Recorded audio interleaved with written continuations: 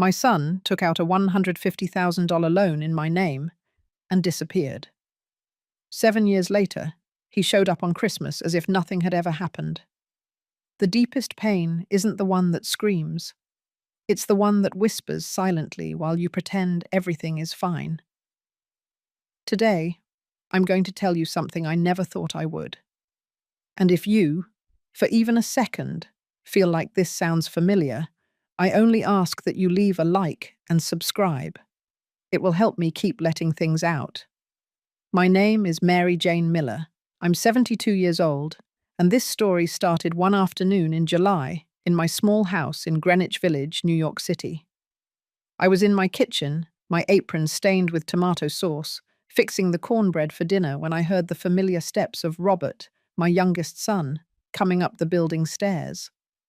I always recognized his walk, quick, impatient, as if the world owed him something.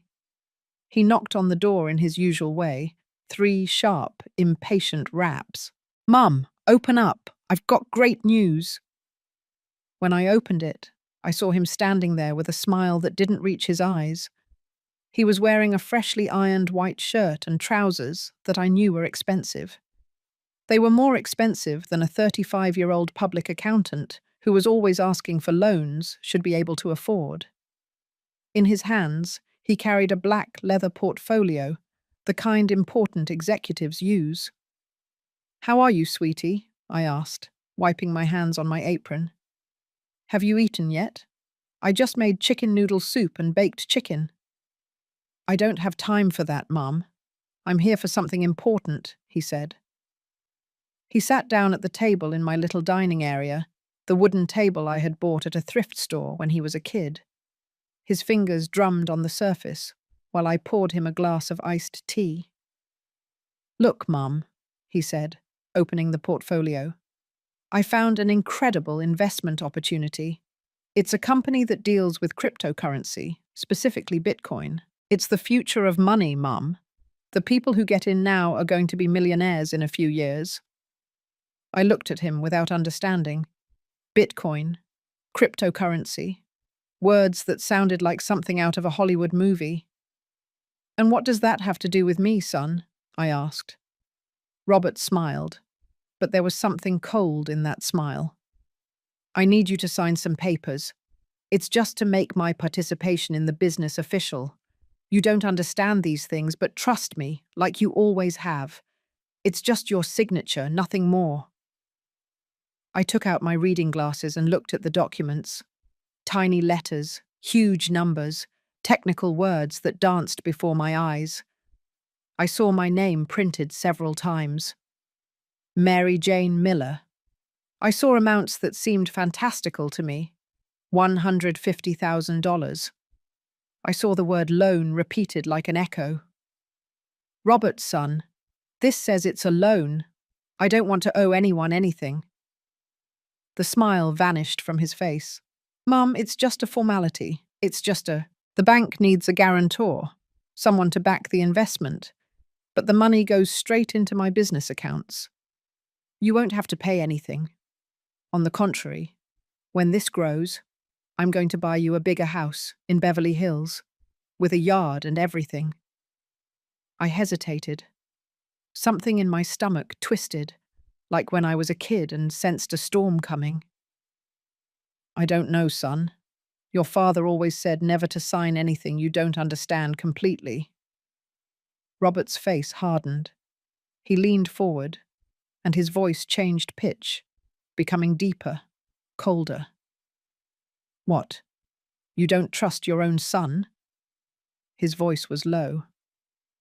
"Mum, you always sacrificed for all of us. You worked double shifts at the clothing factory to pay for our school. You sold your gold earrings so I could study accounting. Now that I can finally give you something back, are you going to play the martyr?" His words hurt me like slaps. It was true.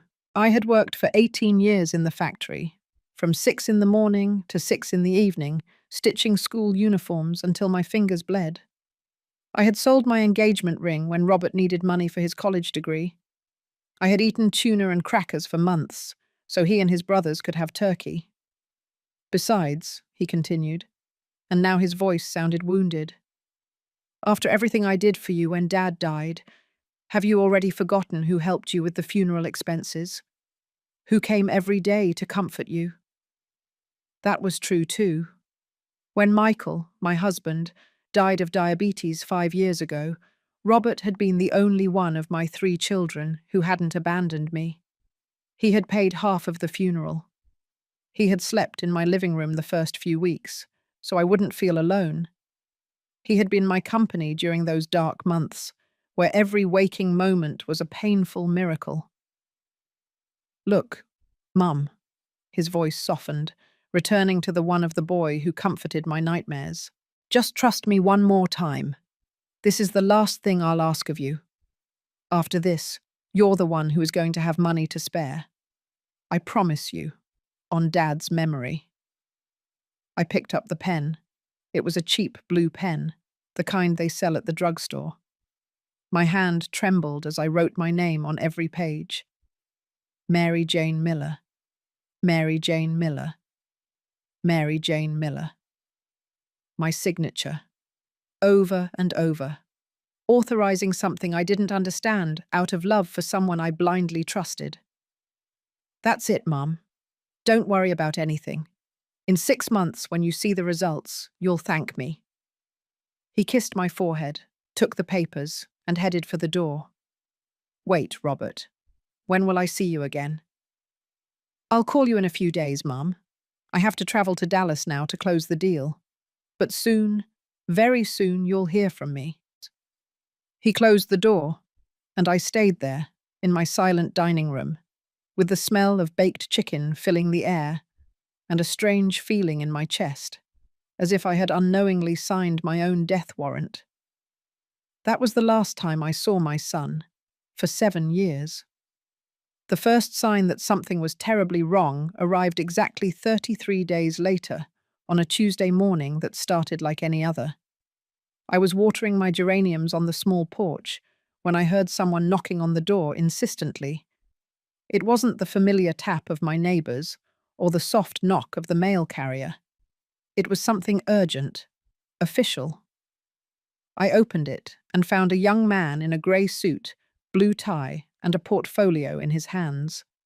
His smile was professional but cold. Mrs. Mary Jane Miller? Yes, that's me. My name is Mr. Johnson, from Wells Fargo Bank. I need to speak with you about your account and some recent activity that requires your immediate attention. My heart started beating faster. I invited the man in and poured him a glass of water while he arranged papers on my dining table. Ma'am, I see here that you authorized a personal loan for $150,000 last month. However, we have not received the first payment, which was due a week ago. Furthermore, your debit account has been overdrawn several times. There must be a mistake, Mr. Johnson. I didn't apply for any loan. My son, Robert, asked me to sign some papers, but he told me it was for a business of his, and that I wouldn't have to pay anything. The man frowned and checked his documents.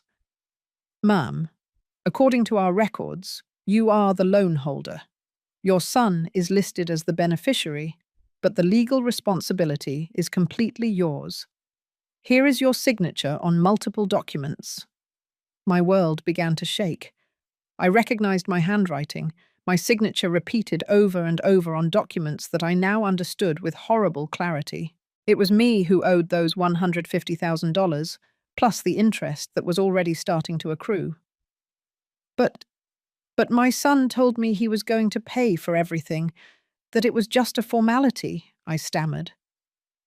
I regret to inform you that Mr. Robert Miller withdrew the entire amount 3 weeks ago, and according to our records, he closed all his accounts with us the next day. We have no way to contact him. The words hit me like physical blows. Closed his accounts. We have no way to contact him. Every sentence was a dagger sinking deeper into my chest. What does that mean for me? It means, ma'am, that we need to establish a payment plan immediately, or we will have to proceed with legal action. The first payment of $8,500 has been overdue for a week. $8,500. It was more than I spent on groceries in 3 months. It was more than I had held in cash in my entire adult life. After the agent left, with promises that we would look for a solution, I sat in my living room and picked up the phone, with hands that couldn't stop shaking. I dialed Robert's number, which I knew by heart. "The number you have dialed is not available at this time." I dialed again, the same recording. I tried texting. My messages showed up with only a single grey check mark, not delivered. I called his job, the accounting office where he had worked for the last 5 years. "Robert Miller?" "Oh, yes. He resigned a month ago. He said he was moving abroad for a business opportunity. He didn't leave any contact information." The phone slipped from my hands and fell to the floor with a dull sound that echoed like a gunshot in my empty house. That afternoon, desperate, I decided to call my other 2 children. I tried first with Patty, my eldest daughter, who lived in Miami with her husband and their 2 children. "Mum, what's wrong? You never call me at this hour." "Patty, I need to talk to you about Robert. Something terrible has happened." I told her everything. Every detail about the papers, the loan, Robert's disappearance. I expected understanding, support, maybe help to figure out what had happened. Her response chilled my blood. "Oh, Mum, not with your drama again. Always exaggerating everything. Always making yourself the victim. Robert is a professional, an accountant. If you signed something with him, it's probably legitimate." "But Patty, he disappeared. He won't answer his phone. He quit his job." "Mum, you're an adult. At 72, you should know that business is complicated. You can't call your children every time you don't understand something. I have my own family to take care of." She hung up. I was left with the phone in my hand, listening to the dial tone that sounded like the echo of my own loneliness. I tried Edward, my middle son, who worked as a mechanic at a car dealership in Atlanta. "What's up, Mum?" "Eddie, your brother Robert." Hold on. What did the spoiled one do now? Did he spend your pension on his little computer courses?" I explained the situation. Edward listened in silence, and when I finished, he let out a bitter laugh. "Wow, Mum. Well, he really screwed you over. But I'm not surprised at all. Robert was always the cleverest of us, and you always spoiled him more than us. Now let him bear the consequences." "Eddie, please, I need help to understand what I can do." "Look, Mum, I have my own problems. The economy is rough. I barely make enough for my family. If you signed those papers, it's your problem. Learn to live with your mistakes and don't drag us into your stupid decisions." And he hung up too.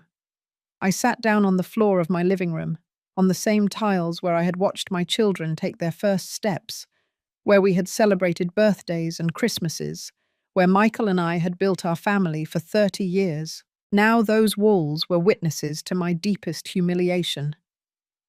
That night, I couldn't eat. The baked chicken I had prepared grew cold on the stove while I lay in my bed, staring at the ceiling and trying to understand how I had reached this point. How the son, for whom I had sacrificed the most, the one who had been with me in my darkest moment, could have betrayed me with such coldness. The bank started calling every day. Certified letters arrived every week. The interest grew like a sickness, multiplying without me being able to do anything to stop it. I sold my television, the one Michael and I had bought to watch the football games together. I sold my sewing machine, which I had used to make uniforms for extra money for years. I sold my gold earrings, the only ones I had left from my marriage, all to pay interest on a debt that grew faster than I could reduce it. One afternoon, while I was sweeping the entrance to my building, I heard Mrs. Remedy, my lifelong neighbour, talking to her friend in a low voice, but loud enough for me to hear. "There goes poor Mary. They say her son swindled her. What a disgrace to raise a thief like that. You kill yourself raising children, only for them to betray you that way. Oh, honey. But she was also to blame. How can she sign something without understanding it? She's too old to be trusting like that." Her words cut through me like knives. Not only had I lost my money and my peace of mind, I had also lost my dignity in front of the people who had known me for decades. That night, for the first time in my life, I considered that maybe it would have been better not to wake up the next day. The following months turned into a downward spiral that seemed bottomless. Each day brought a new humiliation, a new loss, a new confirmation that my life as I knew it had ended forever. The bank had garnished my pension account. The $2,500 I received every month for my years working in the textile factory now went directly to pay the interest on Robert's debt, without me being able to touch a single penny. The teller, a young woman around 25 with long pink-painted nails, explained to me with a forced smile that this would continue until the principal debt was paid off. "Those are the rules, ma'am. The bank has a right of retention on any income of the debtor until the debt is settled." Debtor. That word had become my new identity. I was no longer Mary, the woman who had raised 3 children working double shifts. I was no longer the widow who had buried her husband with dignity. Now I was the debtor, the one who signed without reading, the one who let herself be fooled by her own son. My diet was reduced to the basics: rice, beans, and tortillas when I had money to buy the ingredients. I stopped eating breakfast so the food would last longer. I learned to work miracles with a pound of rice and half a pound of beans so they would last me the whole week. Coffee became a luxury I only allowed myself on Sundays, mixed with so much sugar that it seemed more like sweet water than a beverage. One morning, while figuring out my finances in an old notebook, calculating how many days I could stretch my last $50 bill, there was a knock at my door. It was Mrs. Esperanza, the building superintendent, with an uncomfortable expression on her face. "Mary, excuse me for bothering you, but the administrator asked me to speak with you. You are 3 months behind on your maintenance fee." It was true. The $300 a month I was supposed to pay for building maintenance had become impossible to cover. $300 that used to seem like nothing to me now represented 10 days of food. "How much time can you give me, Esperanza?" "Look, Mary, I feel really bad, but the administrator says if you don't pay in 2 weeks, they'll have to send you a summons. You know how Don Albert is, very strict with payments." Don Albert, the building administrator, was a man in his 60s who had made collecting fees his personal mission. I had seen him evict entire families for smaller delays. For him, personal circumstances didn't exist. Only accounts that balanced or didn't balance. After Mrs. Esperanza left, I sat in my kitchen and tried to find something else to sell. My eyes scanned every corner of the house that had been my home for 20 years. There was almost nothing of value left. The furniture was old and worn, with no resale value. The remaining dishware was just the basics, what I needed to eat. Michael's few books were worthless on the second-hand market. My gaze stopped at the small shelf in the living room, where I kept photos of Michael and a picture of the Virgin Mary, which had been my mother's. There were also Michael's wedding rings, which I had kept after his death like a sacred treasure. They were 14-carat gold. Nothing extraordinary, but they represented 30 years of marriage, 30 years of love, fights, reconciliations, shared plans. I took the rings in my hands. They weighed more than I remembered, or maybe it was my heart that had become lighter. I walked to the bathroom mirror and looked at myself intently. "Forgive me, Michael," I whispered. "Forgive me, but I have no choice." The pawn shop was 6 blocks from my building. I had walked past it thousands of times in my 20 years living in the neighborhood, but I never imagined I would have to go inside one day. The place smelled of disinfectant mixed with desperation. The walls were lined with objects that other people had had to sacrifice: guitars, televisions, tools, jewelry.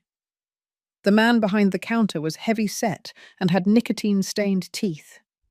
He examined the rings with a magnifying glass, weighing them on a digital scale. "I'll give you $1,200 for both." "Can't it be $1,500? They're pure gold. They were very expensive." The man looked at me with the expression of someone who had heard that plea thousands of times. "Ma'am, gold is cheap right now, and these aren't designer rings. $1,200, take it or leave it." I took the money. $1,200 for 30 years of marriage. $40 for every year of love. The paper I signed said I had 30 days to retrieve the rings by paying $1,500. I knew those 30 days would pass, and the rings would become part of the pawn shop's inventory forever. I walked back home with the money in my shopping bag, feeling like I had sold a piece of my soul. On the way, I ran into Mrs. Remedy, who looked me up and down with a mix of pity and scorn. "How are you, Mary?" "Fine, thank you," I lied. "Oh, that's good, because yesterday I saw you leave with a bag from the pawn shop, and I worried. You never know how things are with the neighbors." Her comment was not innocent. It was her way of confirming that she knew exactly why I had gone to the pawn shop. By tomorrow, the whole building would know that Mary Miller had had to pawn her belongings to survive. That night, while eating my dinner of rice and beans, I received an unexpected call. It was Patty, my eldest daughter. "Mum, how are you?" For a moment, my heart filled with hope. Maybe she had reconsidered. Maybe she was coming to offer me help, or at least understanding. "Patty, it's good to hear from you. I'm going through a hard time." "Yes, Mum. That's why I'm calling. I heard you're going around telling people that Robert stole money from you." My hope collapsed like a building without foundations. "Patty, it's the truth. Your brother made me sign documents for a loan and then disappeared." "Mum, you can't go around slandering your own son. Robert is a respected professional. If you signed something you didn't understand, that was your irresponsibility. It's not his fault." "But honey—" "No, Mum. Listen to me carefully. Stop telling those stories. You're making all of us look bad. People are going to think we come from a family of thieves. I have a reputation to protect. My children go to private schools. My husband has a respectable business." Patty's words hurt me more than the banks, more than the neighbors' stares, more than the humiliation of pawning Michael's rings. "So, what do you want me to do? Should I stay quiet while I sink into debt?" "I want you to take responsibility for your own decisions and stop blaming others for your mistakes. And if you need money, find a job. At 72, you can still work at something." She hung up without saying goodbye. I stayed sitting in my kitchen, phone in hand, finally understanding the complete dimension of my abandonment. I had not only lost money and possessions, I had lost my family. My own children had decided it was easier to blame me than to confront the reality of what Robert had done. That night, for the first time in months, I cried until I ran out of tears. I cried for Michael, who had left before seeing the betrayal of his favorite son. I cried for the mother I had been, who had given everything without keeping anything for herself. I cried for the woman I was now, alone and betrayed in a house that might soon no longer be mine. But among those tears, something small but firm began to grow in my chest. A spark of rage that had been dormant for months of self-pity and guilt. For the first time since everything started, I didn't ask myself what I had done wrong. For the first time, I asked myself what I could do to make things different. The days became a blur of basic survival and constant humiliations. My routine had been reduced to the essentials: getting up, checking if I had anything for breakfast, walking to the market with the few dollars I had left, returning and locking myself in my house until the next day. I had stopped socializing with the neighbors because their looks of pity were more painful than loneliness. One October morning, while sweeping my small porch, I saw the mail carrier approaching with a certified envelope. My stomach automatically clenched. Certified envelopes never brought good news in my new reality. Mrs. Mary Miller, here is correspondence from the courthouse. I signed for it with trembling hands. The envelope had the official seal of the Superior Court of Justice of New York. Inside, a document full of legal terms that I could barely understand, but one phrase leaped out like a scream in the middle of the silence. Precautionary real estate attachment. My house. They wanted to seize my house. I read the document 3 times, trying to understand every word. The bank had filed a civil lawsuit to recover the loan money, plus interest, plus legal fees. The total sum now amounted to $247,000, a fortune I could never gather, even if I worked the rest of my life. I had 15 days to present my defense to the court, or the seizure would proceed automatically. 15 days to explain why I shouldn't lose the only thing I had left in the world. That afternoon, I walked the 12 blocks to the courthouse, carrying the document in my shopping bag as if it were a bomb about to explode. The building was imposing, with marble columns and hallways full of lawyers in expensive suits who walked with the haste of those who bill by the hour. I lined up at the information window. The employee, a young woman with her hair pulled back in a perfect bun, attended to me with the cold efficiency of someone who sees human tragedies paraded before her every day. I need information about this document, I said, handing her the paper. She reviewed it quickly, typed something on her computer, and looked at me with an expression that mixed professionalism with a hint of compassion. Ma'am, you need to hire an attorney to represent you in this process. Without legal representation, it is very likely you will lose the case. How much does a lawyer cost? It depends on the case, but a process like this can cost between $50,000 and $100,000. $50,000! It was like asking me to buy the moon. With what I had left in my bag, I couldn't even afford the bus ride home. Are there no free attorneys? Yes, there is the public defender's office, but they have a long wait list. And honestly, ma'am, in civil debt cases like yours, it's very difficult to win. I left the courthouse feeling smaller than ever. On the sidewalk, I sat on a planter and took out my old cell phone to call Edward, my middle son. Maybe the seriousness of the situation would make him reconsider. Hello, Eddie. It's your mother. I need to talk to you urgently. What now? They're going to seize the house, son.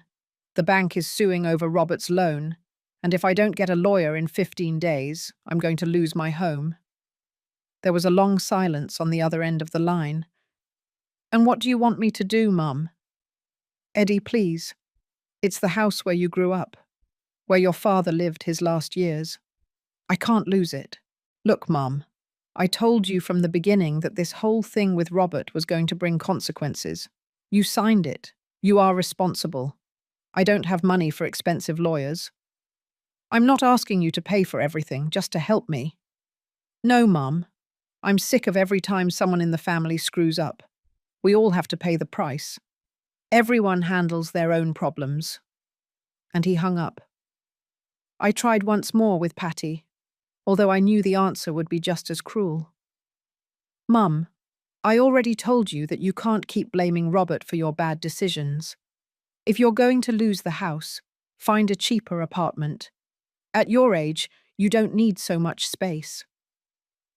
Patricia, that house holds all the memories of your father, of you when you were children. Memories are in the heart, Mom, not on the walls. Besides, maybe this will help you learn to be more financially responsible. She hung up too. That night, while having my eternal combination of rice and beans for dinner, I touched all the walls of my house.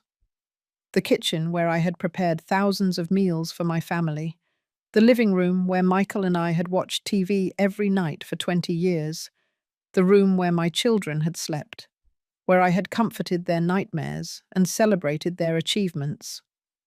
In my bedroom closet, I found a shoebox full of old photographs. There was Robert, at 5 years old, dressed as a pirate for a school party. Patty, in her first communion dress, smiling with no front teeth. Edward in his soccer uniform, dirty and happy after a game.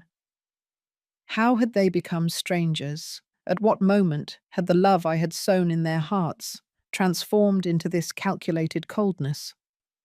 The answer arrived 2 days later, when I least expected it.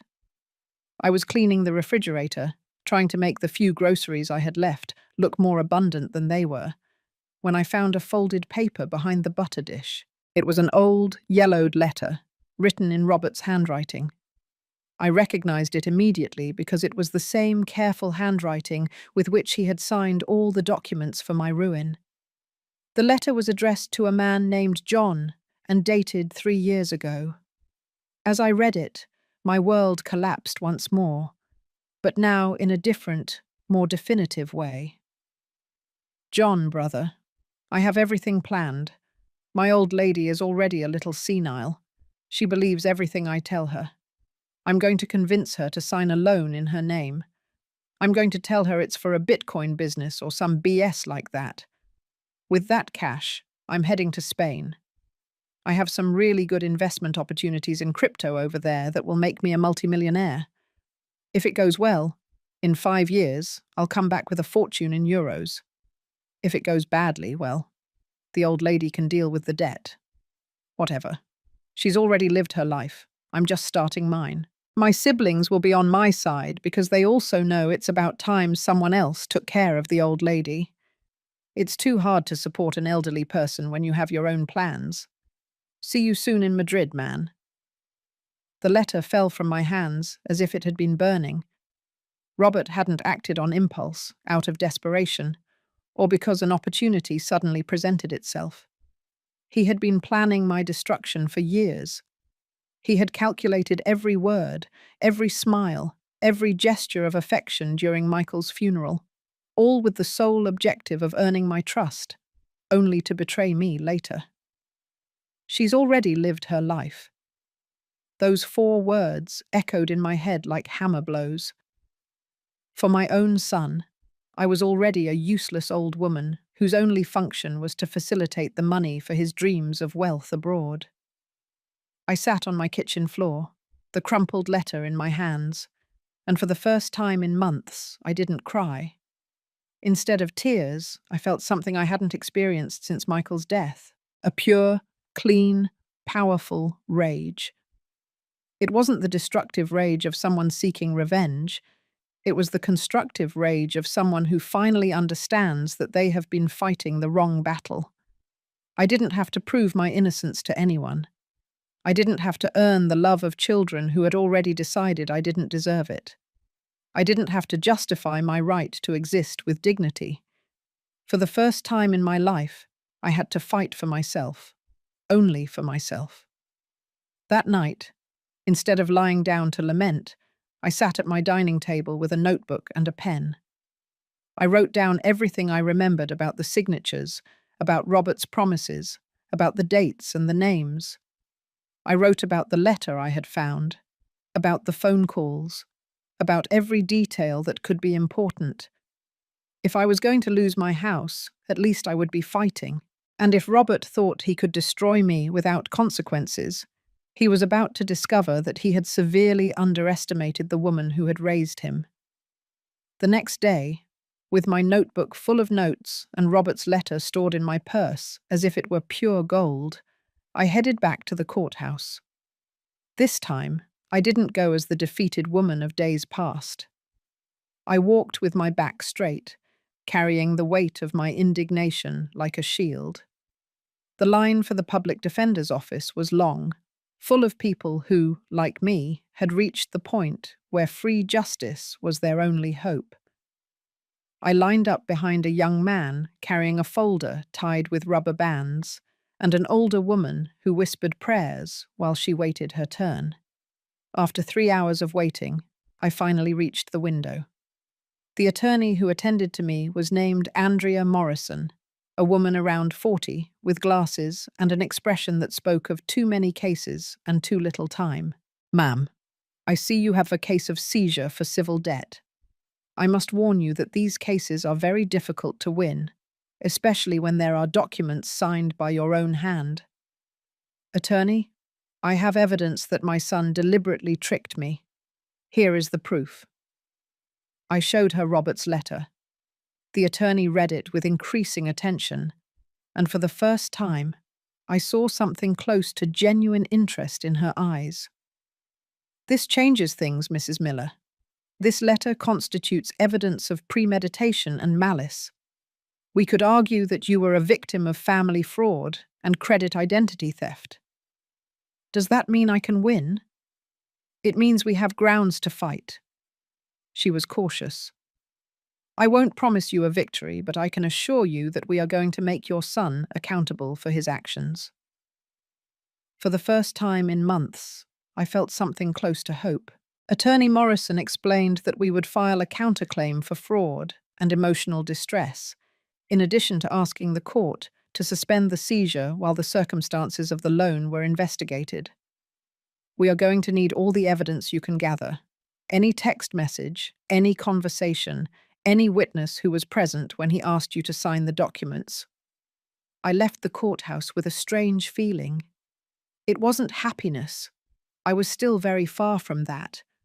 But it was something I hadn't felt in months. I had a plan.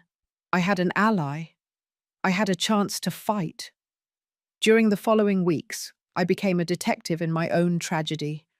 I checked every corner of my house looking for evidence. I found receipts for the money Robert had borrowed from me over the years, always with promises to pay it back as soon as he got paid for the next project.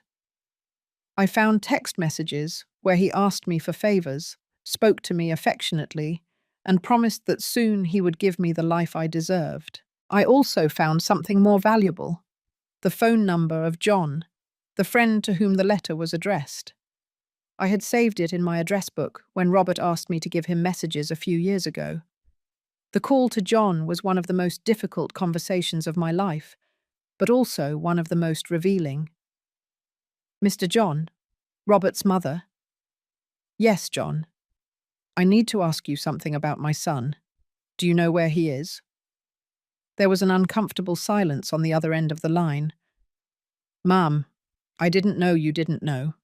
Robert has been living in Valencia, Spain, for 2 years. He has a wine import business and a Spanish girlfriend. He lives very well, in a very expensive apartment in the city centre." Every word was like a stab. While I was selling my wedding rings to buy rice, my son was living in Europe with the money he had stolen from my future. "John, did you know he tricked me to get a loan?" Another silence, longer this time. "Ma'am, He told me he had secured money for the business, but I didn't know it came from you. I thought he had investors or something." It was a white lie, but I decided not to push him further. I had enough information for my lawyer. The most painful moment came when I decided to try and contact Robert directly. Attorney Morrison had given me the number of a private investigator who, for very little money, had managed to find my son's contact information in Spain. I dialed the international number with trembling hands. After several rings, I heard his voice. The same voice that had asked for my trust that afternoon in July, but now with a slightly Spanish accent. "Hello, Robert. It's your mother." The silence that followed lasted an eternity. "Mum, how did you get this number?" "That doesn't matter, son. I need us to talk. Mum, I'm very busy. I have a meeting in 5 minutes. Robert, they are going to take my house. The bank is suing over the loan you took out. I need you to come back and fix this. His response chilled my blood. Mum, did you forget that you signed those papers? I didn't force you to do anything. Besides, I invested that money in legitimate businesses. If they went wrong, it's not my fault. Son, I have your letter. The letter where you wrote to John that you were going to deliberately trick me. Another silence, but this one had a different tone. It was the silence of someone who had just realized that his perfect lie had a fatal crack. I don't know what letter you're talking about, Mum. And honestly, I don't have time for your drama. I'm over that stage of my life. I have a new family now, new responsibilities. You've already lived your life. Let me live mine in peace. You've already lived your life. The same words from the letter. The words that summarized my own son's life philosophy. I was a disposable obstacle on his path to wealth and success. Robert, I'm your mother. I carried you for 9 months, Jim Schwart. I raised you. I sent you to college. And I helped you when my dad died. We're even now. Now everyone goes their own way. He hung up. I stayed sitting with the phone in my hand, but for the first time, I didn't cry. The conversation had an unexpected effect. It had completely killed any hope I still had of recovering the son I thought I had raised. There was nothing left to rescue, no relationship to rebuild. Only justice remained. That night, I called Attorney Morrison and told her about the conversation. I also gave her all the details John had shared with me about the luxurious life Robert was leading in Spain with my money. Perfect, Mrs. Miller. This significantly strengthens our case. A son living in luxury abroad while his mother faces the seizure of her house is a very powerful image before any judge. Do you really think we can win? Ma'am, I have more confidence now. And there's something else we can do. We're going to request that your son's bank accounts be frozen, both in New York and in Spain. If we can prove that the money he has comes from the fraud he committed against you, we can recover some of the assets. For the first time in almost a year, I went to sleep feeling that maybe, just maybe, justice existed. And that maybe, just maybe, my son had severely underestimated the woman who had raised him to be a better person than he had chosen to be. The next day, I woke up with a new feeling. It wasn't happiness, but it wasn't the desperation that had accompanied me for months either. It was determination. A cold and clear determination that regardless of the outcome, I was going to fight until the end. Robert had taken my money, my peace of mind, and my trust in my family. But he had made one mistake. He had left evidence of his betrayal. And now that evidence was going to become the weapon I would use to reclaim my dignity. The months that followed were an emotional roller coaster that I never thought I would have the strength to endure. Attorney Morrison had managed to temporarily suspend the seizure while the legal process unfolded. But that only meant the sword was still hanging over my head, held barely by a bureaucratic thread that could snap at any moment. During those months, I learned things about the legal system that no mother should ever have to learn. I learned that justice is slow, costly, and not always fair. I learned that being right doesn't guarantee winning. I learned that fighting your own child in court is an experience that changes you forever, one that kills something inside you, but also makes something new and stronger grow. The day of the first hearing, I arrived at the courthouse dressed in my best clothes, a navy blue dress that had been my sister's, black shoes I had polished until they shone like mirrors, and the fake pearl necklace Michael had given me on our 10th anniversary. I wanted the judge to see a dignified woman, not a victim. Attorney Morrison had prepared me for what to expect, but nothing prepared me to see Robert enter the courtroom accompanied by a lawyer who clearly cost more money than I had seen in my entire life. My son wore a suit that looked straight out of a magazine. He had a gold watch on his wrist and walked with the confidence of someone who believed they held all the winning cards.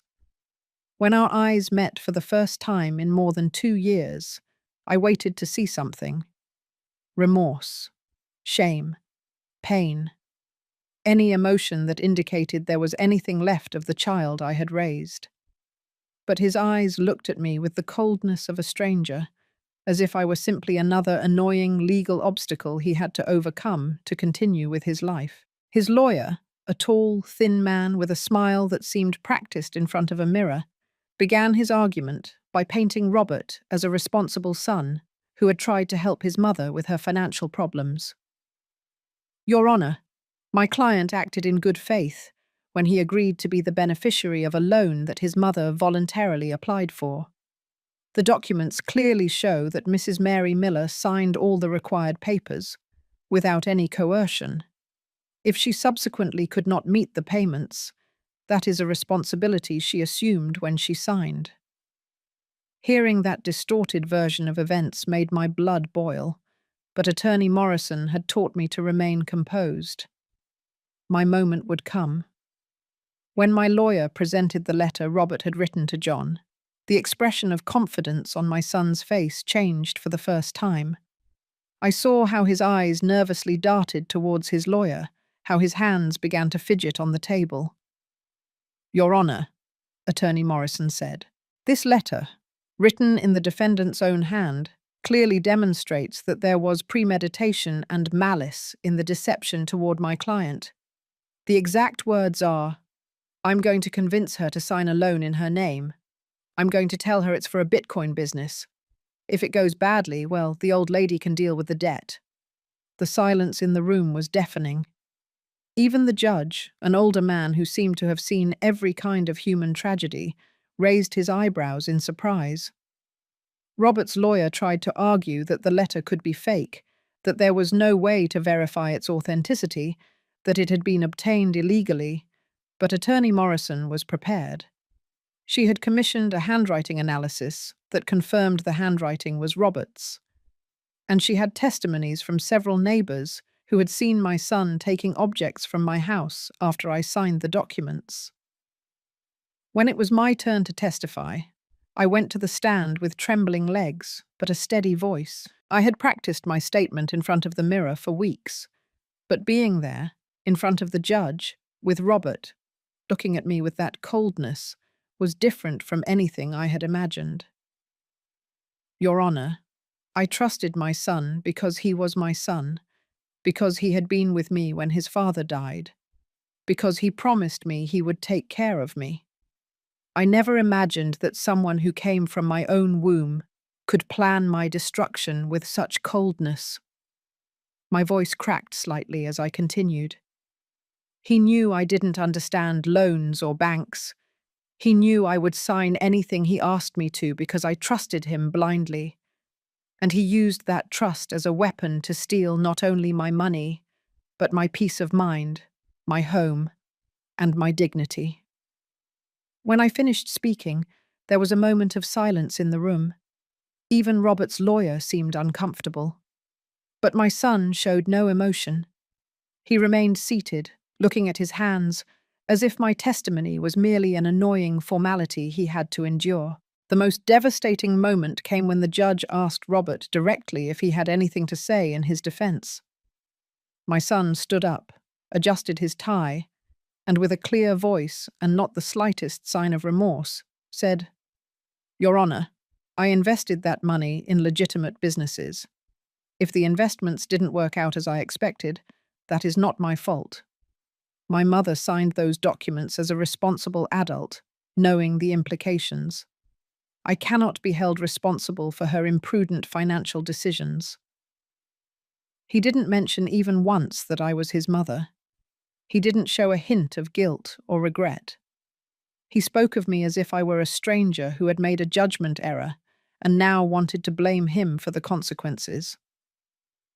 That night, back in my house, I sat in my living room, and for the first time in months, I didn't feel sad. I felt empty, but it was a different kind of emptiness. It was the emptiness that remains when you finally accept that someone you loved never truly existed, that the person you had idealized was just a construct of your own need for maternal love.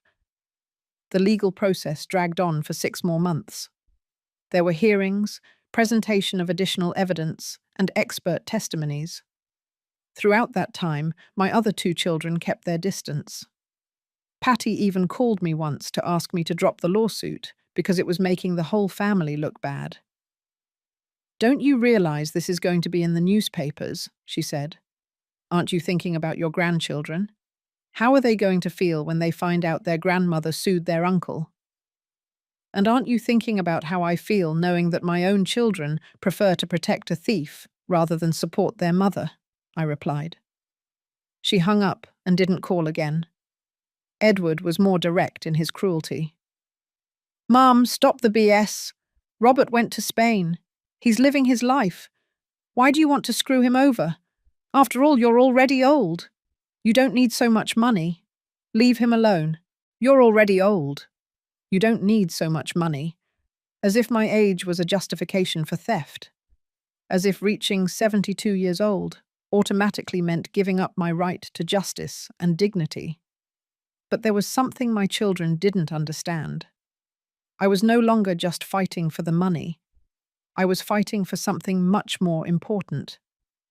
I was fighting for my right to exist as something more than a silent victim. I was fighting against the idea that older mothers should endure any abuse simply because they had raised their abusers. The verdict arrived on a Tuesday in March, almost 2 years after everything began. The judge had deliberated for 3 weeks, and when Attorney Morrison called me with the news, her voice had an excitement I hadn't heard before. "Mrs. Miller, we won. We won everything." The judge had ruled completely in my favor. He had declared the loan null and void because it was obtained through fraud and deception. He had ordered the immediate freezing of all of Robert's accounts, both in New York and in Spain. He had condemned my son to pay compensation for emotional distress, equivalent to $300,000. And most importantly, he had ordered Robert to return to New York to face criminal charges for family fraud and identity theft. But the judicial victory was only the beginning. The real triumph was what I had discovered about myself during those 2 years of struggle, that I was stronger than I had believed, that I deserved respect and dignity, and that I didn't have to apologize for demanding justice. That night, for the first time in almost 3 years, I slept completely peacefully. The notification that Robert had been arrested at the Madrid airport arrived 6 weeks after the verdict. Attorney Morrison called me on a Friday morning with a mix of professional satisfaction and something that sounded almost like incredulity. "Mrs. Miller, your son was arrested while trying to board a flight to Dubai. Apparently, he had planned to move there to evade the legal consequences, but the international extradition order reached the airport before him." During the following weeks, events unfolded with breathtaking speed. Robert's accounts in Spain were effectively frozen, revealing a fortune that exceeded €2 million. My son had used my money as initial capital for Bitcoin investments that, by sheer luck, had multiplied exponentially during his stay in Europe. The money he had stolen from my future had become the basis of an estate that included a luxury apartment in Valencia, a wine import business, and a Bitcoin portfolio worth more than everything I had owned in my entire life. But the bitterest irony was discovering that while I was selling Michael's wedding rings to buy rice, Robert had been monthly sending money to an account in the Cayman Islands to evade taxes. The accountant that my son had used all his financial knowledge not to build an honest life, but to perfect his theft. When he finally returned to New York, handcuffed and flanked by 2 FBI agents, I was waiting for him at the airport. I hadn't gone to gloat or enjoy his humiliation. I had gone because I needed to see him with my own eyes. I needed to confirm that the man getting off that plane was really the child I had raised with so much love. I watched him walk through the airport corridor, no longer with the arrogant confidence he had shown in the courtroom, but with the slumped posture of someone who finally understood that the consequences had come to collect their debt. When our eyes met through the glass of the waiting area, I saw something I hadn't seen in years. Fear. It wasn't fear of jail or legal consequences. It was the fear of a child who finally understands that he has forever lost his mother's love. It was the fear of someone who realizes that some betrayals have no possible forgiveness. That night, in the quiet of my house that was no longer in danger of being seized, I reflected on the strange turn my life had taken. In less than 3 years, I had gone from being a quiet widow with a modest pension to technically being a woman with access to a multi-million-dollar fortune. Because that was what the court verdict meant. All the assets Robert had acquired with the stolen money legally belonged to me. The apartment in Valencia, the wine business, the cryptocurrency. Everything had to be liquidated to compensate for the damage he had caused me. But the wealth, I discovered, didn't feel the way I had imagined it would. The first decision I made was to refuse to live in the Valencia apartment that now belonged to me. When attorney Morrison suggested that I could move there and live like a European millionaire, my response was immediate and firm. I would never set foot in a place built with my pain. Instead, I ordered that the apartment be sold and the money transferred to an account in New York. I did the same with the wine business and with most of the bitcoins. All that fortune that had been born of my betrayal returned to its place of origin, converted into US dollars and deposited in the same bank that had once threatened to take my house. The sweetest revenge was not seeing Robert in jail. It was the call I received from the same Mr. Johnson who had come to my house 3 years ago to notify me of my debt. Now his voice had a completely different tone, a difference that bordered on the servile. "Mrs. Miller, it is an honor to inform you that the bank has decided to offer you our premium wealth management services. With your new financial situation, we believe we could help you maximize the return on your assets." I interrupted him with a smile in my voice. "Mr. Johnson, do you remember me? 3 years ago, you came to my house to threaten to take my home.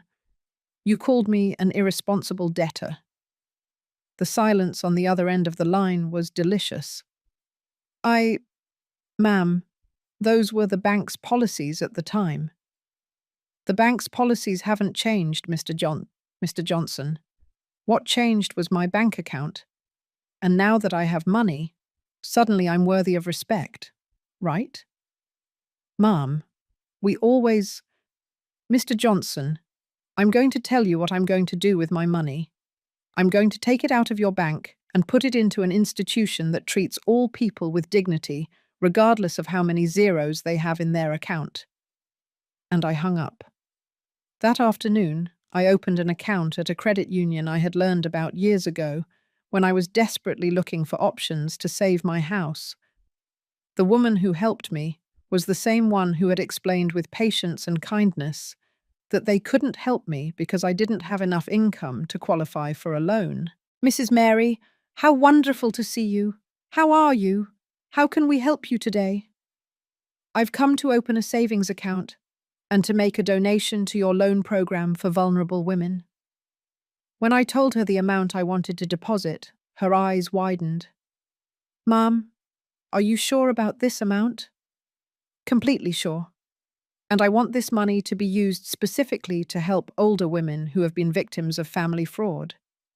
I want them to have access to free lawyers and psychological support." During the months that followed, my new financial reality opened doors I never knew existed, but it also made me understand the true nature of many human relationships. Suddenly I had distant relatives who remembered my existence and neighbors who had always been very loving toward me. Patty called me for the first time in 2 years, with a sweet voice she hadn't used with me since she was a teenager. "Mum, it's great that everything finally worked out favorably. I always had faith that justice would triumph. Patty, 2 years ago you told me to stop slandering your brother and to take responsibility for my mistakes. Oh, Mum, you know I've always supported you. The thing is, I was worried about you. I didn't want you to suffer more with the legal process. It was fascinating to see how money could rewrite history, how the very people who had abandoned me in my darkest hour now constructed narratives where they had always been on my side. Edward was even more direct in his new attitude. Mum, I've been thinking that you should come live with us. We have an extra room, and it would be good for you to be close to the family. Edward, when I needed help not to lose my house, you told me everyone carries their own burden. Oh, Mum, that was when I was stressed about work. You've always been welcome in my house. But the most painful call was the one I received from the jail. Robert was entitled to 1 phone call a week, and he had decided to use it to talk to me. Mum, his voice sounded broken, vulnerable, like when he was a child and had done something wrong. I need us to talk. Now you want to talk, Robert? Mum, I know what I did was wrong, but you can't let me rot in jail. I'm your son. It was the first time in years he had identified himself as my son, but his words no longer had the power to manipulate me. Robert, you yourself told me that I had already lived my life, and to let you live yours in peace. I took you at your word. Mum, please, if you help me get out of here, I promise I'll pay you back every last penny. We can start over. Like when you promised me the loan was just a formality. Like when you promised you would take care of me after your father died. Which of your promises should I believe now? The silence on the other end of the line stretched until the call was cut off. That night, for the first time since everything began, I didn't feel pain over the destruction of my family. I felt something that took me time to identify. Relief. The relief of finally having stopped carrying the burden of loving people who didn't love me back. The following months were the strangest of my life. For the first time in my 72 years, I had more money than I could spend. But also, for the first time, I truly understood what loneliness meant. Not the loneliness of being physically alone, but the loneliness of realizing that the people you had loved your whole life were actually strangers who had been playing a role. One May morning, while drinking coffee in my kitchen, I could now afford the imported coffee I had always seen at the supermarket but never bought. I received an unexpected visit. It was Sophia, my 20-year-old granddaughter, Patty's daughter. I hadn't seen her in almost 3 years. The last time she was a moody teenager who barely spoke to me during family gatherings. Now she was a young woman, a psychology student at the State University, with intelligent eyes and a smile that painfully reminded me of Michael. "Grandma Mary, can I come in?" "Of course. Sweetie, do you want coffee?" We sat in my living room, and for the first time in years, I had a real conversation with someone in my family. Sophia told me about her studies, her boyfriend, and her plans to specialize in family therapy. But there was something in the way she looked at me that told me she hadn't just come for a visit. "Grandma, I want you to know that I never agreed with the way my mum and Uncle Edward treated you when everything happened with Uncle Robert." Her words surprised me. All this time, I had assumed my grandchildren thought the same as their parents. I was younger then, but I wasn't blind. I saw how you suffered. I saw how my mum refused to help you. It made me so angry, but I didn't know what to do. "Sophia, you were very young. You didn't have to get involved in adult problems." "But I'm not so young anymore, Grandma. And I want you to know that I admire what you did. I admire that you fought for yourself when no one else did." For the first time in months, I felt something close to genuine happiness. It wasn't the satisfaction of revenge achieved or the relief of justice done. It was the warmth of knowing that someone truly saw me, understood me, respected me. Do you know what impresses me the most, Grandma? That after everything you went through, you didn't become bitter. You're here, in your house, peaceful, not trying to hurt anyone. You think so, sweetie? I know it. Because if you were a vengeful person, you could do a lot of damage with all the money you have now. You could ruin my mum, Uncle Edward, everyone who turned their backs on you. But you haven't. She was right. Throughout these months, I hadn't used my new financial position to hurt my other children. I hadn't cut off the educational loans Patty had taken out for her children. I hadn't interfered with Edward's business. I had simply moved away from them, like someone walking away from a burning house to avoid getting burned. Grandma, can I ask you something personal? Of course, sweetie. Do you miss the family you had before? I mean, I know it wasn't real, but do you miss the feeling of having a family? The question went straight to my heart. It was the question I had asked myself thousands of times during sleepless nights. Sophia, I miss the family I thought I had. I miss the illusion that my children loved me. But I don't miss the reality of what it really was. Me giving everything and receiving crumbs of affection when it was convenient for them. And don't you feel lonely? I felt lonelier when I was surrounded by people who used me than I do now that I'm truly alone. At least now the loneliness is honest. Sophia was quiet for a moment, processing my words. Grandma, would you mind if I visited you once in a while? Not for the money, I swear, but because I think you're the bravest person I know, and I would like to get to know you better. That afternoon, after Sophia left, I sat in my garden, which I could now keep perfectly manicured, thanks to a gardener who came twice a week. And I thought about how strange destiny was. I had lost 3 children, but I had found a granddaughter. I had lost a fake family, but I had gained an authentic relationship. The following days were full of changes I never anticipated. I decided to use some of my money to do something I had always wanted but never could afford. To travel. Not extravagant trips to Europe or Asia, but simple trips within America, to places I had dreamed of seeing since I was a child. My first destination was Charleston, South Carolina. I had seen so many photos of its markets, its churches, its textiles, that I felt as if I had already been there in my dreams. I stayed in a small hotel in the historic district. I walked the cobblestone streets, tried food I didn't know, and talked with artisans who showed me weaving techniques that had been passed down for generations. For the first time in my life, I didn't have to ask anyone for permission to spend money on myself.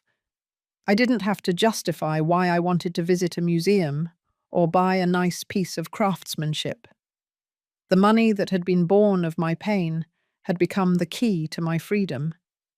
During those trips, I met other women my age who, like me, had reached that stage of life where they could finally do what they wanted without asking permission. Some were widows who had control of their finances for the first time. Others were divorced women who had decided it was better to be alone than in bad company. We all shared something. We had learned to value ourselves. In Napa Valley, I met Eleanor, a 68-year-old woman who had decided to leave her husband after 40 years of marriage when she discovered he had another family in San Francisco. In Santa Fe, New Mexico, I met Grace, 75, who had used her inheritance to open a small organic products business after her children tried to institutionalize her against her will. Each of these women had her own story of family betrayal, of ungrateful children, of husbands who had seen them as servants instead of partners. But all of them also had something in common. They had decided that their final years were going to be for them, not for pleasing people who didn't value them. One night, at a restaurant in New Orleans, while having dinner with a group of tourists I had met at the hotel, a Canadian woman my age asked me about my family. "Do you have children, Mary?" The question caught me by surprise. For so many years, talking about my children had been a source of pride. Robert, the successful accountant; Patty, the respected teacher; Edward, the hard-working mechanic. Now the question generated a completely different feeling. "I had 3 children," I finally replied, "but I don't think they really had a mother." "What do you mean?" "I think for them, I was more like a bank that lent them money and affection without interest. When the bank ran out of funds, they closed their accounts and went looking for other financial institutions." The woman laughed, but it wasn't a cruel laugh. It was the laugh of recognition from someone who had lived something similar. "My ex-husband once told me that I had been a very good mother, but that my children no longer needed me, and that he had the right to be happy with someone younger. As if raising children were a temporary job you could resign from when the contract ended." That conversation made me think about something I had been avoiding confronting. What did I want to do with the rest of my life? I had financial resources that gave me freedom. I had reasonably good health. I had a granddaughter who visited me and respected me. But what did I want to do with all of that? The answer arrived unexpectedly a week later when I returned to New York City. A letter was waiting for me, sent from the credit union where I had deposited part of my money. The director was inviting me to a meeting to talk about the support program for women victims of family fraud that I had funded. During the meeting, I discovered that my donation had helped 23 women in the last 6 months. Women who, like me, had been betrayed by sons, husbands, or relatives who had abused their trust to steal their savings, their houses, and their peace of mind. "Mrs. Mary," the director told me, "would you like to meet some of the women who have benefited from your program?" That afternoon, I met Rose, 69, whose son had forged her signature to sell her house and move to Europe. I met Linda, 74, who had discovered that her daughter-in-law had been stealing money from her retirement account for 5 years. I met Hope, 66, whose husband had used her good credit to run up debt on her credit cards and then abandoned her with the bills. Each of these women told me her story, and in each story, I saw mine reflected. But I also saw something else. I saw the difference that having access to timely legal and psychological help had made. Several of them had managed to recover part of their assets. All of them had recovered their dignity. It was at that moment that I knew what I wanted to do with my new life. 6 months after that meeting at the credit union, my life had taken a path I never would have imagined. I had converted a part of my house into an office and created the Hope Miller Foundation, dedicated exclusively to helping older women victims of family fraud. The name was no coincidence. Hope had been my mother's middle name, and it also represented what I wanted to give to other women who found themselves in the situation I had been in. Every morning, I woke up with a clear purpose. I was no longer just Mary, the woman who had been betrayed by her son. Now I was Mary Miller, the woman who had transformed her pain into a tool to help others. The difference was enormous. Sophia had decided to do her community service with me at the foundation. Twice a week, she came to help me with the cases, and little by little, she had become not only my assistant, but the daughter I never truly had. She was intelligent, compassionate, and had that fresh perspective that only younger generations can provide. "Grandma, we have 3 new cases this week," she told me one October morning while we were reviewing the files. A woman from Queens whose son sold her house without her knowledge. One from Brooklyn who discovered that her grandson had been using her credit cards. And one from Staten Island whose daughter-in-law convinced her to sign documents to protect her inheritance, but which actually transferred everything to her name. Each case was a stab to the heart. but also an opportunity to make a real difference in someone's life. We had managed to recover assets worth more than $8 million for our beneficiaries, and more importantly, we had helped dozens of women regain their self-esteem and sense of dignity. The case that marked me the most was that of Mrs. Connie, a 78-year-old woman who arrived at the foundation in a near catatonic state. Her only son had completely emptied her retirement account to finance a restaurant business that went bankrupt after 6 months. When she tried to confront him, he had threatened to put her in a nursing home if she kept causing problems. Mrs. Miller, Mrs. Connie told me during our first interview, with a voice so broken it was barely audible, "I don't know if it's worth living anymore. My own son told me I was a burden, that I had already served my purpose in life." Those words immediately transported me to my own nightmares. It was exactly what Robert had said. "You've already lived your life. Let me live mine."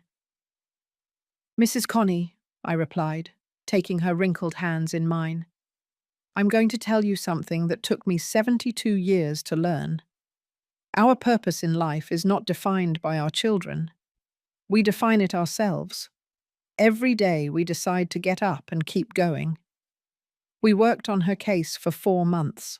We managed to recover 80% of her money, and more importantly, we got her son criminally prosecuted for financial abuse of an elder person. But the real victory was seeing how Mrs. Connie regained her inner strength, how her eyes shone again, and how her voice regained firmness. The last time I saw her, she had started taking painting classes at the community center in her neighborhood and was considering adopting a cat for company. "Mrs. Miller, you saved my life," Mrs. Connie told me that day. "No, Mrs. Connie, you saved yourself. I only lent you the tools." But not all cases ended successfully. Some came too late, when there were no assets left to recover, or when the women were too emotionally broken to keep fighting. Those cases hurt me especially because they reminded me how close I had been to giving up myself. One November afternoon, while reviewing one of these difficult cases, I received an unexpected call. It was Patty. "Mum, I need to talk to you urgently." Her voice had a tone I hadn't heard before. Panic mixed with humiliation. "What's wrong, Patty?" "It's about Sophia. I found out she's working with you at your foundation thing." "That's right. Sophia is doing her community service with me. She's a very intelligent and committed young woman." "Mum, you can't involve my daughter in your revenge against the family. Sophia is very impressionable. She doesn't understand the complexities of what happened with Robert." The word revenge stung me like a slap. "Patty, helping women who have been victims of fraud is not revenge. It's social justice." "Mum, please. You already won. You already have your money. You already proved you were right. Isn't that enough? Why do you have to keep stirring up the past?" "Because there are dozens of women who are living what I lived, and if my experience can help them, then something good will have come out of all this pain." "But Sophia doesn't have to be involved in this. She's my daughter, not yours." That phrase hurt me more than Patty could have imagined. She was right. Sophia was not my daughter. But in these months, I had developed the relationship with my granddaughter that I had always dreamed of having with my own children. A relationship based on mutual respect, genuine admiration, and disinterested affection. "Patty, Sophia is an adult. She can decide for herself who she wants to spend her time with." "Mum, if you don't stop involving my daughter in your affairs, I'm going to have to forbid her from visiting you." "Are you going to threaten your own daughter so she won't see her grandmother? Doesn't it seem to you that this is exactly the kind of family manipulation we are fighting against at the foundation?" Patty hung up without answering. That night, when Sophia arrived to help me with some files, I told her about her mother's call. "Oh, Grandma, my mum already called me. She's super angry." "And what do you think, sweetie?" Sophia sat on the sofa in my living room, in the same spot where years ago I had cried over Robert's betrayal, and looked at me with a maturity that surprised me. "Grandma, I told my mum that what you're doing is the most important thing I've seen in my life. In college, we study all sorts of theories about social justice and human rights. But here with you, I'm seeing how it's actually applied, how lives are truly changed. Aren't you afraid your mum will be angry with you?" "Of course I'm afraid, but I'm more afraid of becoming the type of person who prefers to stay silent rather than do the right thing. My mum, Uncle Edward, Uncle Robert, all of them chose comfort over justice when you needed them most. I don't want to be like that." Her words filled me with a pride I had never felt as a mother, but that I now experienced as a grandmother. Sophia represented the possibility that the new generations could break the cycles of family abuse and neglect that seemed to repeat themselves over and over. 2 weeks later, Patty carried out her threat. She came to my house accompanied by Edward and her husband in what was clearly a planned family intervention. "Mum, we came to talk to you about the situation with Sophia," Patty began, using the condescending tone she had perfected over years of being an elementary school teacher. "There is no situation with Sophia. She comes here willingly to help with the Foundation's work." "Mum, it's clear that you have manipulated my daughter to take your side against the family," Edward intervened. "Sophia didn't have problems with us before, and now she's going around saying we're abusers." "And aren't you?" I asked with a calmness that surprised even myself. "When I needed help, you told me to be responsible for my mistakes.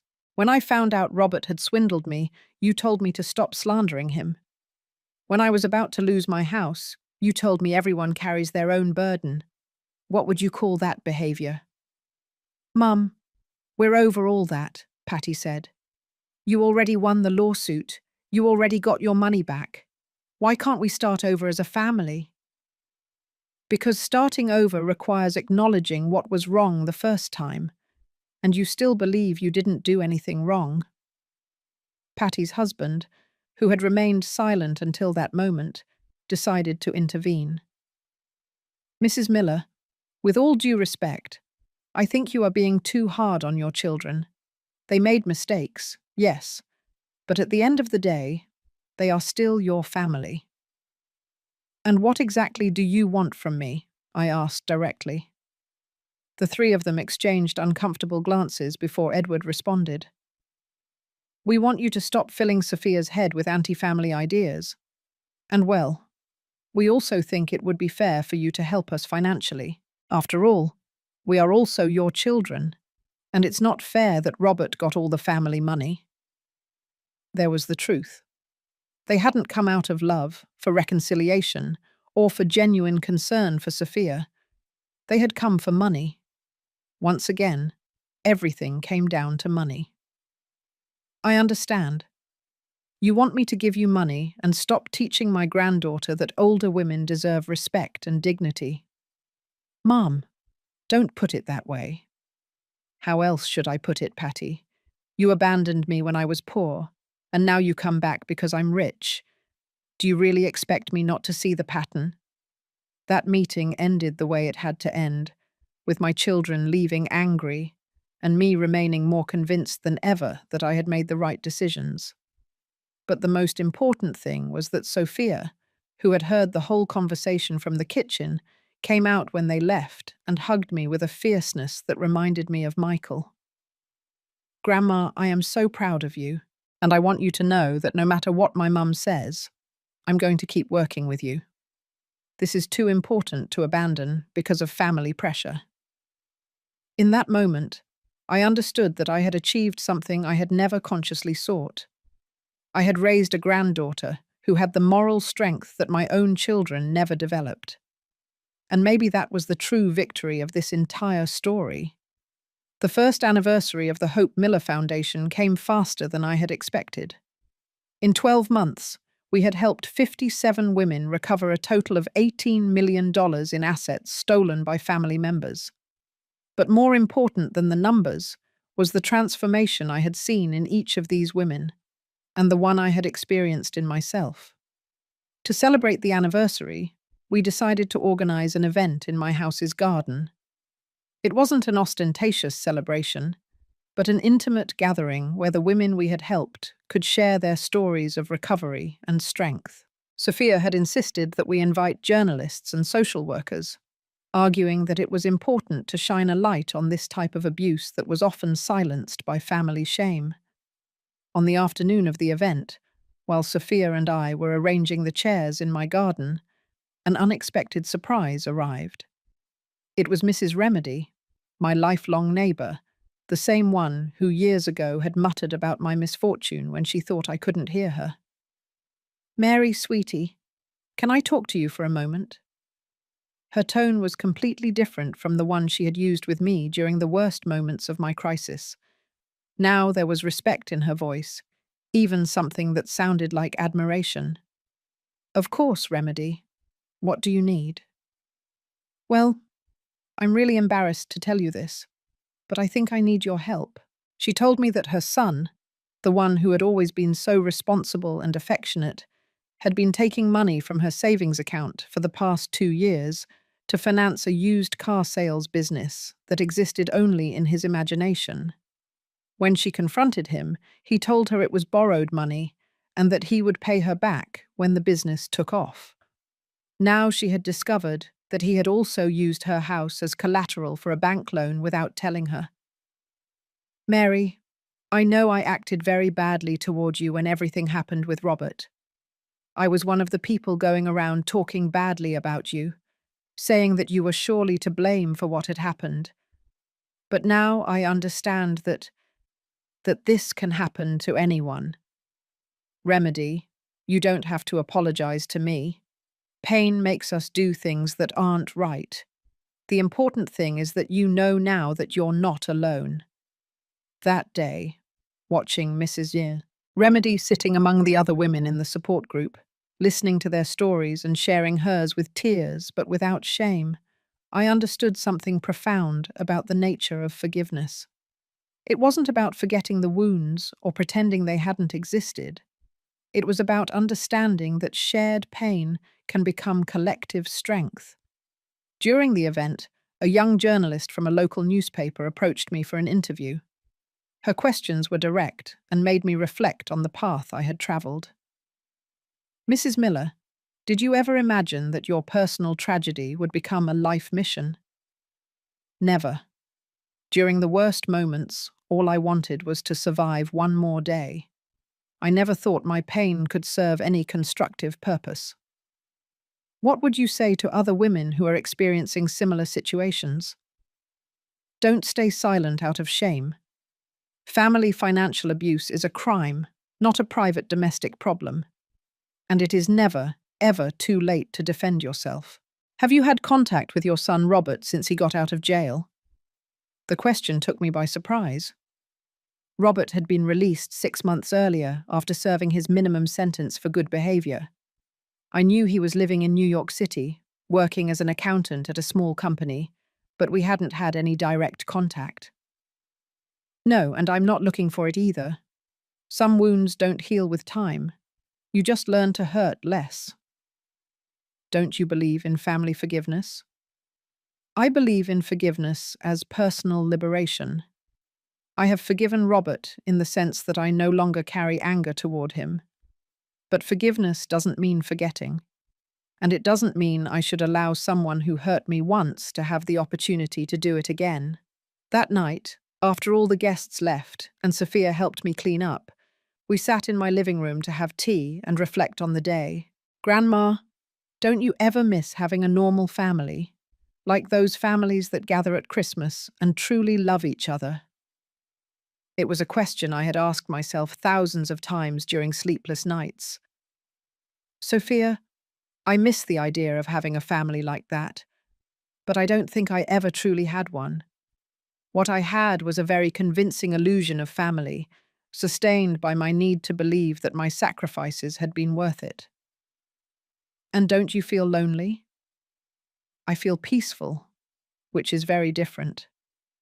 For years, I felt lonely while surrounded by people who were supposed to love me. Now I am truly alone in family terms, but I have purpose, I have peace, and I have the satisfaction of knowing that my life has value beyond what I can give to others. A week after the event, I received an unexpected letter. The sender was Robert. The return address showed that he was living in a working-class neighborhood in Queens, very far from the European luxury he had enjoyed with my money. I held the letter in my hands for several minutes before deciding to open it. Part of me was curious, but another part feared it was another attempt at manipulation. The letter was surprisingly brief. "Mum, I saw the newspaper articles about your foundation. I'm not writing to apologize because I know I don't deserve it. I'm also not writing to ask you for money, because I understand that I am no longer your son in any real sense of the word. I'm only writing to tell you that I see the photos in the papers, where you appear smiling with all those women you've helped, and I realize that you are stronger than I thought. I was wrong when I thought you had already lived your life. It turns out you were just starting it." I read the letter 3 times. There were no pleas or attempts at justification. There were no dramatic declarations of love or regret, just the recognition, perhaps belated, that he had destroyed something valuable, for something that turned out to be temporarily glamorous, but fundamentally empty. That night, I didn't save the letter in a box or tape it to the refrigerator as I used to do with my children's letters. I put it in my desk drawer, along with other important but not sentimental documents. It was evidence that Robert still existed, but he was no longer part of my emotional life. The next day, while working on a particularly difficult case, an 80-year-old woman whose daughter had sold her house without her consent to pay off gambling debts, my phone rang. It was a number I didn't recognize. "Mrs. Mary Miller?" "Yes, speaking." "My name is Mr. George Santillana from the National Institute on Aging. We have been following the work of your foundation, and we would like to invite you to participate in a national program for the prevention of financial abuse against older adults." The proposal was exciting. The federal government wanted to use the model of our foundation as the basis for a national program. This would mean resources to help hundreds more women, training for social workers across the country, and the possibility of changing laws to better protect older adults. Mrs. Miller, your personal story, combined with the success of your foundation, makes you the ideal person to lead this project. When I hung up the phone, I sat in my office for long minutes, processing what had just happened. My personal betrayal had become a platform to create real social change. The deepest pain of my life had transformed into the most powerful tool to help others. That afternoon, when Sophia arrived for work, I told her about the government's call. "Grandma, this is incredible. Do you realize what this means? Your story is going to protect thousands of women across the country. Sophia, do you think it's worth it? Everything I went through, all the betrayal, all the pain, if in the end it helps other people, do you think it's worth it?" My granddaughter looked at me with those young but wise eyes that reminded me so much of Michael. "Grandma, I think you didn't go through all that so it would be worth it. You went through all that because sometimes life is unfair.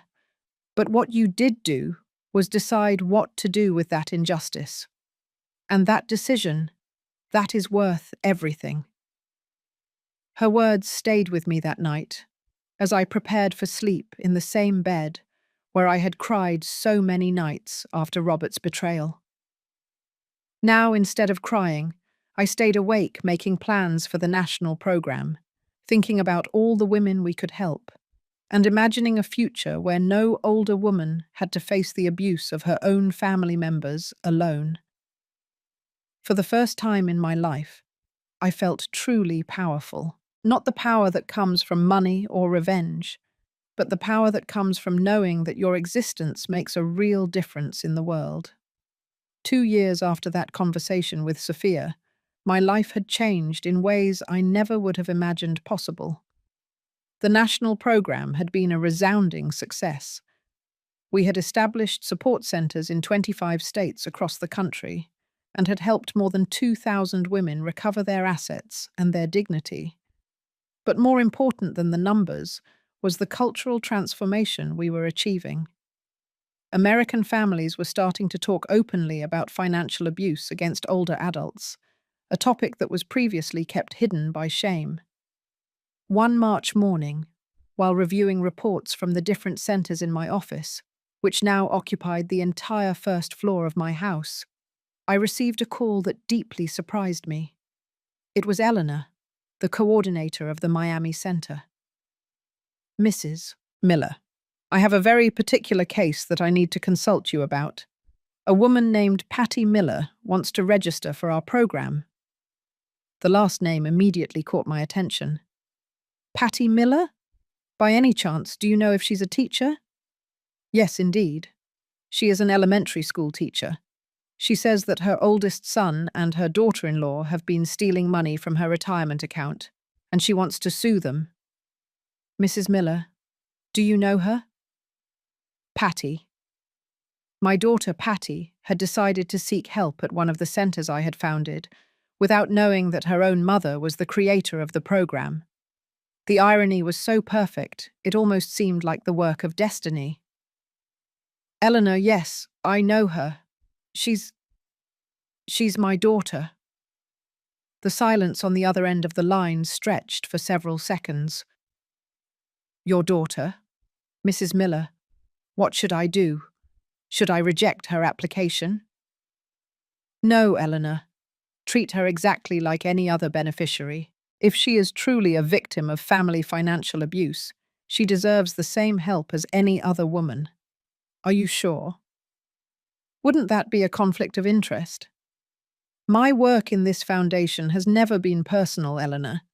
It's about justice, and justice should not depend on family ties." After hanging up, I sat in my office for a long time, trying to process what had just happened. Patty, the same one who had abandoned me when I needed her most, who had told me to stop slandering Robert, and who had tried to manipulate Sophia to keep her away from me, now needed exactly the kind of help I had created. That afternoon, I told Sophia about the call. My granddaughter had grown a lot in these years, not only in age, but in wisdom. She was now 24 years old, had finished her degree in psychology, and worked full-time at the foundation as the National Case Coordinator. "Grandma, how do you feel about this?" "Honestly, Sophia, I don't know. Part of me feels a strange satisfaction that Patty is experiencing what I went through. But another part of me, the part that is still a mother despite everything, feels sad for her." "Are you going to get involved in her case?" "Not directly, but I'm going to make sure she receives the best help possible. Because one thing is to feel satisfaction for poetic justice, and a very different thing is to allow someone to suffer when you have the power to help." During the following weeks, Eleanor kept me informed about the progress of Patty's case. The situation was heartbreakingly familiar.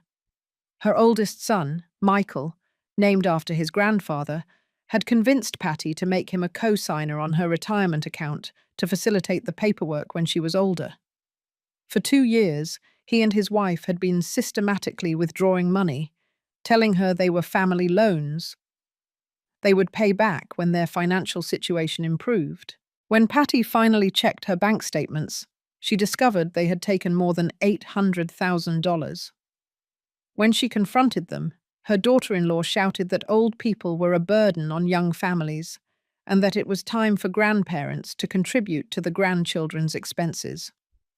Michael, instead of defending his mother, supported his wife, and told Patty that if she kept causing problems, he would forbid her from seeing her grandchildren. It was exactly the same pattern of manipulation, emotional blackmail, and financial abuse that I had experienced with Robert. Patty was experiencing the pain of discovering that the son she trusted most was capable of betraying her with calculated coldness. A month after the start of Patty's case, Eleanor called me again. Mrs. Miller, Patty has asked several times about the program's founder. I think she's starting to suspect who you are. What should I tell her if she asks me directly? Tell her the truth, Eleanor. If she asks, don't lie. 2 days later, my phone rang at 9 o'clock at night. It was Patty. Her voice sounded broken, completely different from the arrogant and condescending woman who had come to my house years ago. Mum, it's Patty. Hello, daughter. How are you? Mum, I know it's you. The foundation, the program, everything. I know you're behind all of it. And how do you feel about that? There was a long silence, occasionally interrupted by small sobs. I feel like the biggest idiot in the world. For years I thought you were weak, that you had been foolish for trusting Robert. And now the exact same thing is happening to me. Michael is doing exactly what Robert did to you. Patty, family financial abuse is not something that only happens to foolish or weak people. It can happen to anyone, because it's based on the trust we naturally have in the people we love. Mum, when you needed my help, I told you to take responsibility for your mistakes. I told you to stop blaming others. And now I am living exactly what you lived. And I understand that it wasn't your fault, that it was never your fault. Her words touched my heart in a way I didn't expect. It wasn't just an apology. It was the recognition that she finally understood what I had gone through. Patty, do you want us to talk in person? I don't know if I have the right to ask you that. I don't know if I deserve your forgiveness after how I treated you. Forgiveness is not something that is deserved, daughter. It is something that is given when one is ready to give it. And I am ready. We met 3 days later at a coffee shop in Greenwich Village, not far from where this whole story had unfolded. Patty arrived on time, but she looked very different from the woman I remembered.